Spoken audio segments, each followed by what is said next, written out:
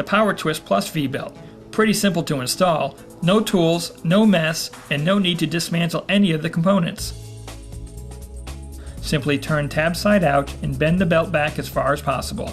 Then twist a couple of tabs and push them through the slots until the belt can be twisted apart. Use this method to remove as many links as necessary.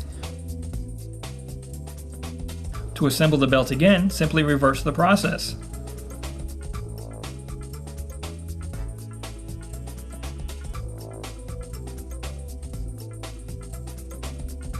Pull the belt hand tight around the pulleys, overlapping 2 links.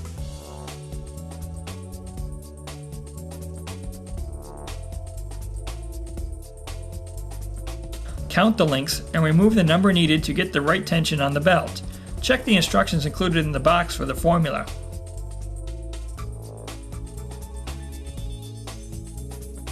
Assemble the belt and turn the tabs to the inside. Place the belt on the smaller pulley and roll it onto the larger pulley. The belt will seem tight. That's okay. Check the belt after it runs for 24 hours and make adjustments to the tension if necessary.